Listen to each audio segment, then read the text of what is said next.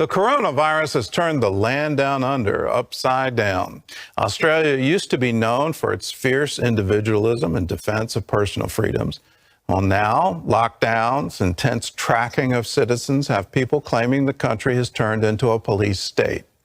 All this when fewer than 1,200 residents have died from COVID in a nation of 25 million. Dale Hurd has the story. In a now viral tweet, an Australian posted what they said is a view of the world's largest prison from space, a map of Australia. Australia is still a democracy, but its COVID restrictions are severe. It's hard to enter or leave the country unless you're a politician or a celebrity. Citizens are tracked with apps and soon by facial recognition. In some states, you have to have your phone scanned before entering a church. And some have been arrested for simply posting on social media about protests against COVID restrictions. The rest of the world is starting to ask if Australia can still be called a free country. Australia's lockdown has been so draconian, it's brought comparisons on social media to how Australia began, as a prison colony. This pregnant Australian mother was handcuffed and hauled away by cops in front of her children for simply posting on Facebook about a lockdown protest.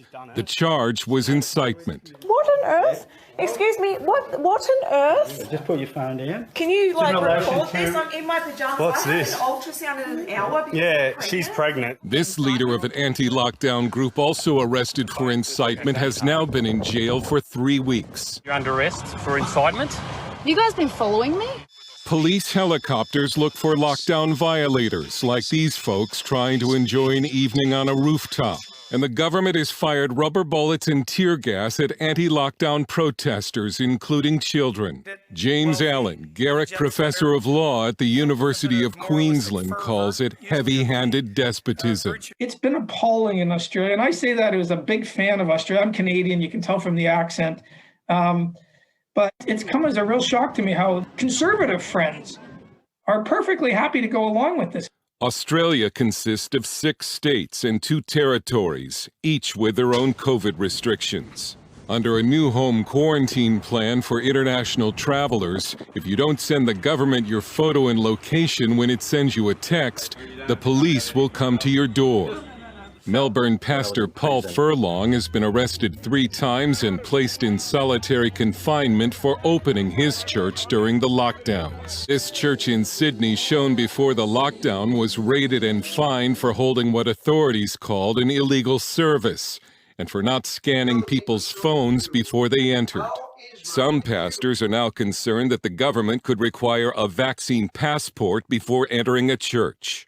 We asked Evan Mulholland at Australia's conservative think tank, the Institute of Public Affairs, if he still considers Australia a free country. Well, it's a good question. It's a question a lot of people across the political spectrum have been asking. These things don't happen in a vacuum. They happen when the political and cultural elites slowly take away our freedoms and they become normalized.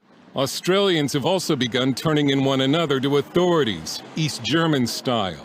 In this tweet, an Australian mother was desperate to find a way home with her son and needed to cross a state border, violating lockdown restrictions. She was turned in to police. With this kind of behavior, you might think many thousands of Australians have died from COVID. But the death toll is under 1,200 out of a nation of 25 million people, or 0.0047% of the population. Almost 3 times that many Australians die every week from normal causes. There have been several large and sometimes violent demonstrations against the lockdowns and against planned vaccine passports, and hundreds have been arrested.